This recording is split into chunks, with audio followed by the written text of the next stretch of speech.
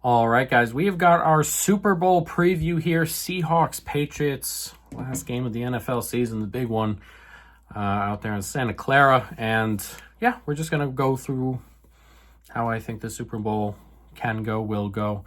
A couple of bets I've made already, and a variety of different other things. So let's jump on into it. Obviously, coming out of the AFC, the New England Patriots, they get their beating Chargers, Texans, Broncos.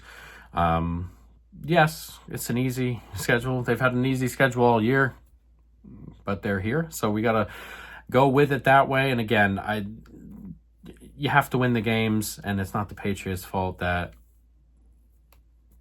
that the teams that they played got to where they got to. So that's not their fault. But in terms of evaluating the team, we're going to evaluate it based on, the teams they've played this year, which, again, has been an easy schedule, and that's okay. Seahawks get here. They have a bye. Then they beat out San Francisco comfortably, and then they have a fun one with the Rams that went up and down, and they get to the Super Bowl. So a little bit of Sam Darnold redemption, perhaps here. A second-year quarterback on the other side. And just a lot of fun. I think there's a lot of interesting matchups in this game. We can start with the coaching matchup. This is some good coaches floating around here. Mike McDonald's a very good coach. Clint Kubiak is the the premier offensive coordinator right now, who will be hired most likely by the Raiders at the end of this game here. And you're looking at an offensive coach on the other side as well, Josh McDaniels, who's been here plenty, who has a ton of experience here, and Vrabel, who's turned this team around and had a good season as well. I think there's a little bit of a gap between the others and Vrabel, but no denying what he's done with the team, and he's an excellent defensive guy and a very, very good in terms of getting guys up to play, that whole rah-rah coach thing. He's excellent at that stuff. So you're looking at some really talented play callers, some really talented football minds here in control of a lot of on-field talent as well. So in terms of that, there's a lot of interesting stuff there. And normally the way I look at this game, funnily enough, is more of a defensive game, and that lends to more of the head coaches causing problems than maybe necessarily the offensive coordinators. I think this game, myself personally, is a bit of a low-scoring one and comes out closer to which offensive coordinator can sneak one by and kind of get, a couple good plays here and there, good drive, something like that, to kind of just get them over the line, if anything, going along here. So should be really interesting. As I said, a lot of really smart football guys all coaching up this week, so should be fun. As for the game itself, this Patriots are underdogs here, 4.5 points, 5 points, and some of the offshore stuff, which is a sizable margin for a Super Bowl. It's not like a huge sizable margin. Again, you're looking at plus 190, plus 195, plus 200 for the Patriots. That's a pretty normal day in the NFL weekly here. This isn't Giants Patriots from that 17-0 team. It's just not that kind of thing, despite the way it's been talked about a little bit. And I do think it's been talked about, there's a lot of Seahawks sentiment, a lot of Seahawks blowout sentiment perhaps. And again, it's more of a 50-50 that they win this by a touchdown, and more of a 50-50 that they, don't. So I don't think the gap is as big as people are making it out to be. I will say, when you look at the game, when you look at the rosters, when you look at how the things will go, I think a lot of them are either even or skewed toward the Seahawks. A lot of the reason I like this under is because I think both teams' offensive lines will struggle a little bit here. I think defensive line for the Seahawks should get pressure, even with 4, which they've done all year long. He will show blitzes. He will, Mike McDonald will show a variety of exotic looks, but they end up bringing 4 quite a lot. And I think on this offensive line, particularly on that left-hand side, that you can get there. And Will Campbell, the left tackle and the left guard in there, are just not playing particularly well right now. And look, it's not to say that Will Campbell is going to be a bad player or anything like that, but he's young. He's playing with what I personally think is an injury. I personally think he's playing with an injury. And he's just not playing particularly well. And that's all right. And he may turn out to be an excellent player, but right now it's not working out super well for him. And he's going against some good front four. So, an exotic front four. So you expect the left side, particularly of the offensive line for the Patriots, to have trouble. Expect them to have trouble running the football in a situation like this, particularly if they can't run on the regular four. Like if Seattle doesn't have to bring guys up to stop the run here, it's going to be really difficult for New England to move the football. They like to run a ton out of nickel. The Seahawks defense, they just run 4 down, just regular 4 pressure, and they stop the run just like that, the best in the NFL. So it's going to be very, very difficult for New England to run out of straight packages. We'll see what that looks like.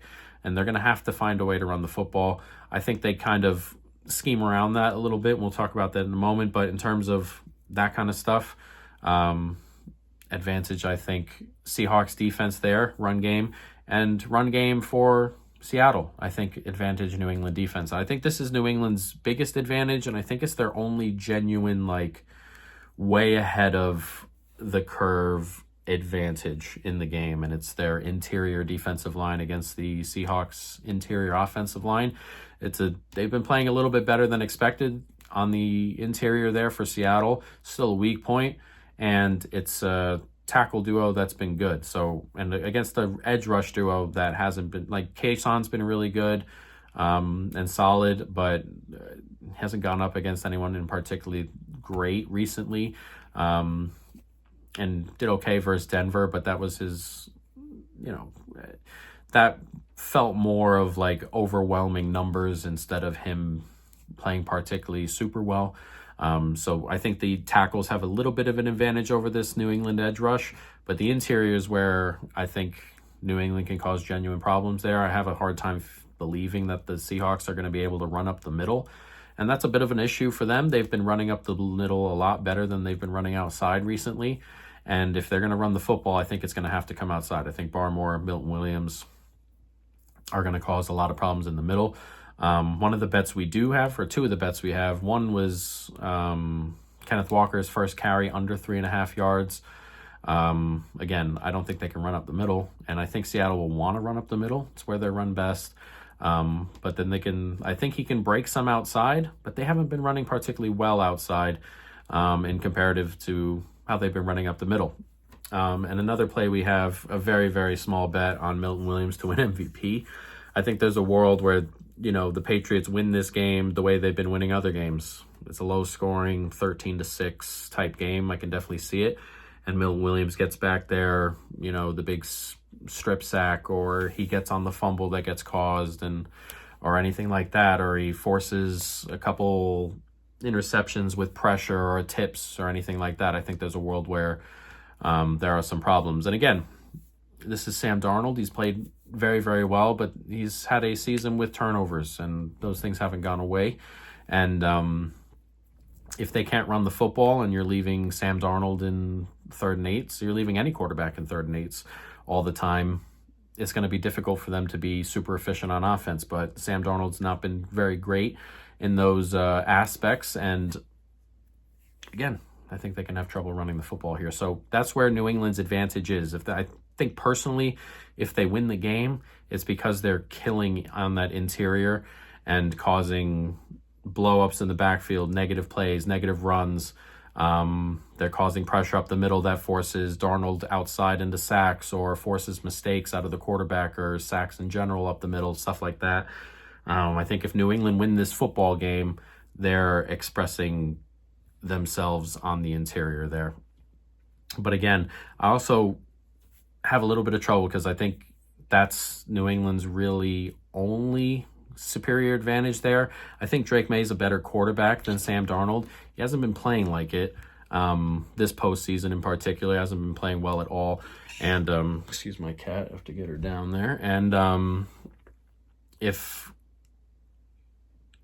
outside of those two things, I'm not sure where I see it. Like, I don't think they have an advantage in the skill position group versus this Seattle secondary. Even if Ememwari doesn't play, though I think he's going to play, I think he'll be a little bit limited. But yeah, I don't think they're in the run game. Again, I have a hard time seeing them run the football very well here.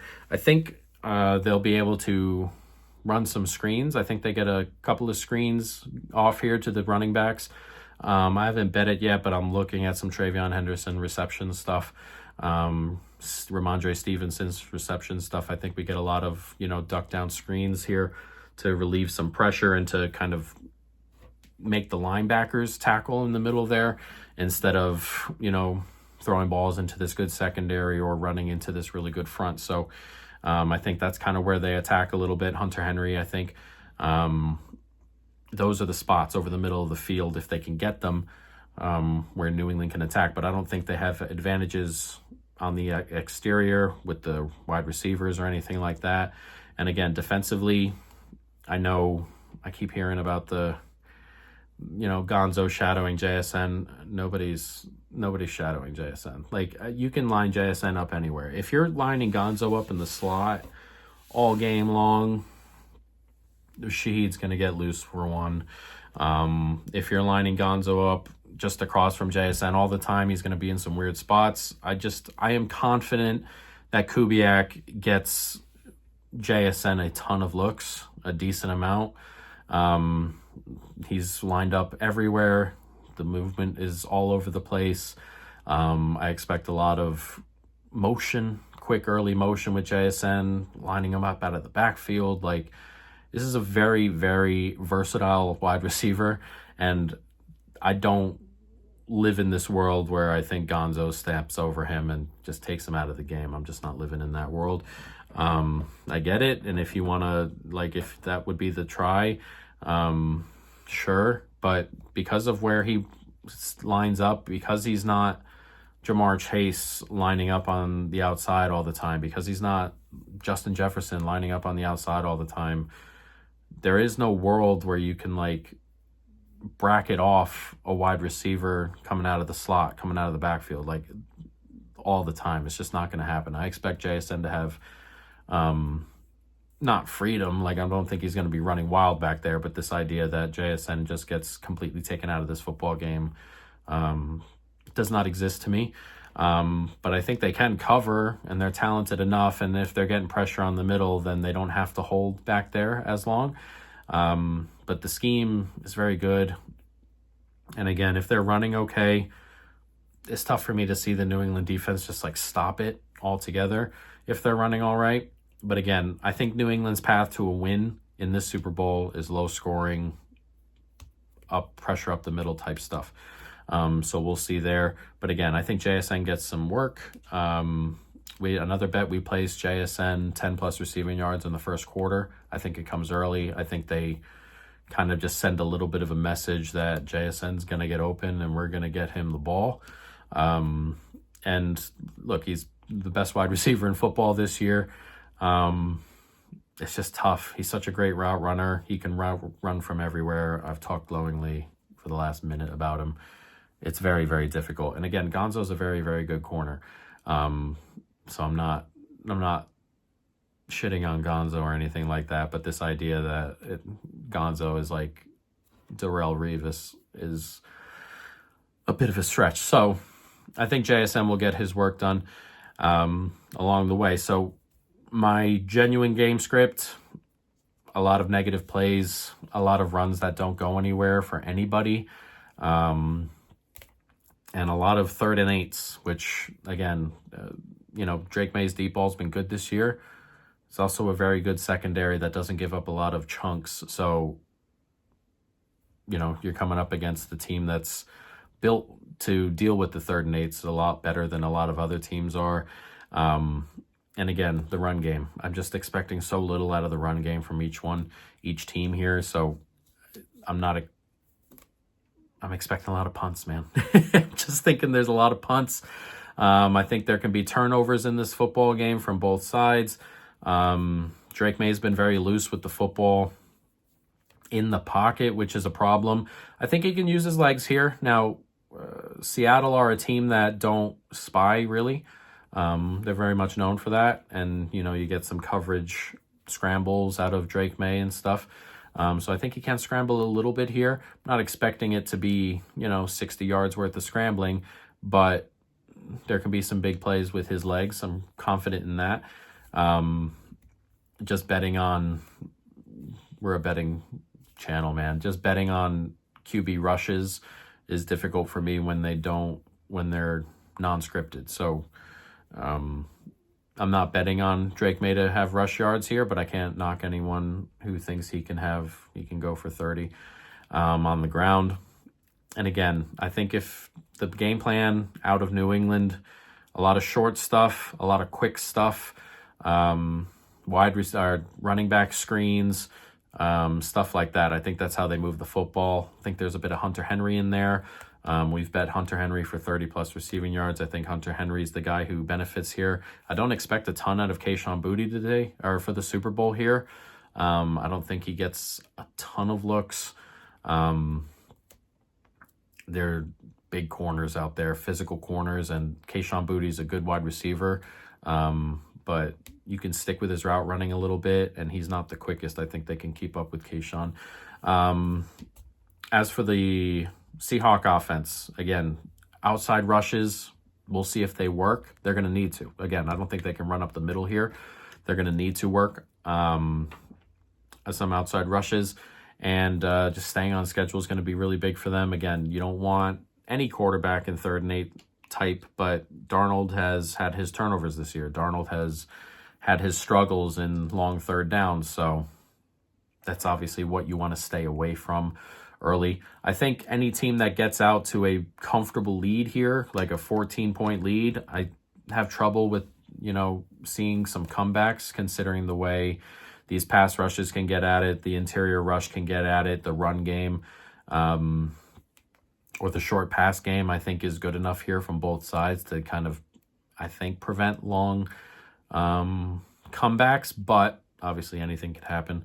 But getting out to an early, you get an early score, then you get a turnover and another score, like that could be very much a death sentence for two teams who I think are going to have trouble just creating big plays, driving down the field methodically. So you don't want to get behind, obviously, and that doesn't need to be said, but come back from behind game states here, I don't think work as well as they do against some other opponents. Obviously, I think you can come back on the Rams, who are struggling defensively. I think you can, come back on a Denver team who's offensively not that gifted. Like, there are situations where comebacks are not off the table, and I'm not saying they're off the table, but it's a very, very tough game state in this particular game. So we'll see what it looks like. I'm thinking Seahawks win this one 17-13, 20-13. My model spits out Seahawks as 3.1 point favorites, so it likes the Seahawks to win the game, but it thinks the 4.5s and the 5s are a little bit out of its realm. So we'll see. We'll see how things open. Like, is Drake May's shoulder okay? Like, that's been swept under a little bit, man. Like, it's only been a week since that was a genuine issue. I don't know if that's just gone and he'll play through it and he'll be on whatever pain pills he's on, but he hasn't played particularly well, and to add a shoulder injury on top of it could be problematic for them. And again, Seahawks, Emanwari with his ankle, what's he look like? There are a variety of different things like that there. So I think the Seattle Seahawks win this one. I think it's low scoring. I think it's kind of tight. Should be fun. Hopefully we have a good Super Bowl.